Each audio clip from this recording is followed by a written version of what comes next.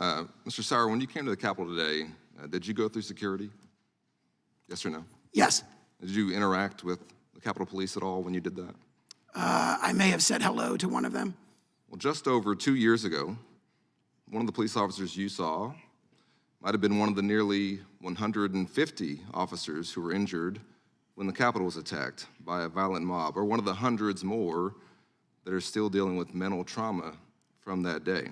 That attack was organized, in some cases orchestrated, on social media. Those officers' lives were put at risk, and 7 people died in connection with the attack on January 6th. Are you familiar with the Internet Record Agency located in St. Petersburg, Russia? Yes or no? There is some evidence relating to it in our case. Are you familiar with it? So I would say that a level of familiarity at some level, but limited. Sure. Well, it's a Kremlin asset that uses fake accounts, bots, and hacked materials to influence elections here in the United States in 2016, 2020, again in 2022. That's not my opinion. It was at the center of a 2018 DOJ criminal indictment for its efforts to interfere with elections and our political processes. Do you know who was president of the United States in 2018? President Trump. President Trump was in office. I note the attack on January 6th and the Russian misinformation efforts to point out that our social media is being used to incite violence and by foreign actors who do want to undermine our democracy. And despite that, as you noted in your testimony, Mr. Seligman, the agencies responsible for our national security are not requiring that content be taken down. They have flagged it, and the decision has rested with those private companies. Is that correct? That's correct.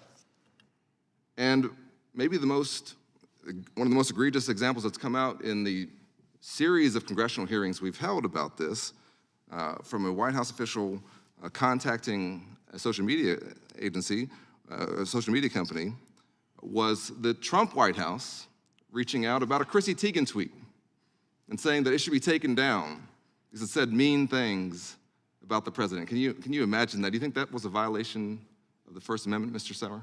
We haven't seen that tweet in our case. I'm not familiar with it, but I would emphasize that for any federal elected official, to demand that content be taken down raises serious First Amendment concerns. Good. Well then, okay, so you're saying that when the Trump White House did that, that raises concerns for you. I would say if any federal official, elected or unelected, is communicating with social media platforms and demanding that content be taken down, that raises grave First Amendment concerns. And we put in evidence of that occurring on the scale of hundreds of millions of social media posts. The issue here is that some of the discussions that we're talking about here occurred when Trump was in office. There's a claim of some vast conspiracy led by the Biden administration, much of it centering on activity by the FBI around the last election when Donald Trump was in office. I'm not asking a question yet, but the Trump White House itself was reaching out to social media companies, trying to suppress certain discussions. And the truth is that despite all the claims being made here today that social media is being used to censor conservatives, the truth is that their platforms have repeatedly failed to prevent their own platforms from being used to incite violence, to spread disinformation. And instead, Twitter actually changed its own policies to allow Donald Trump to repeatedly spread lies about the election. And we have some examples that I'd like to put up here really quickly.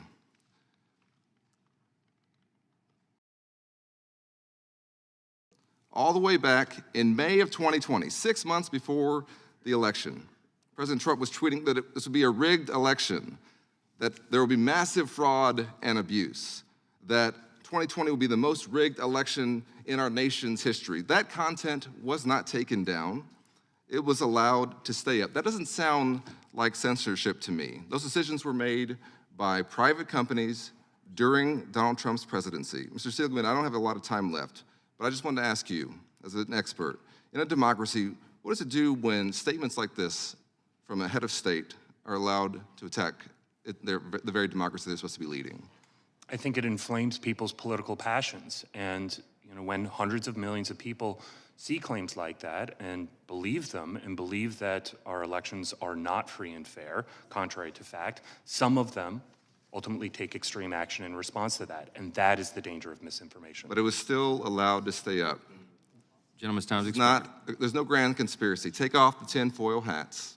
Gentleman's time's expired. Understand what's really going on. Gentleman from Yield back. Kentucky, Mr. Massey, is recognized for 5 minutes. Mr.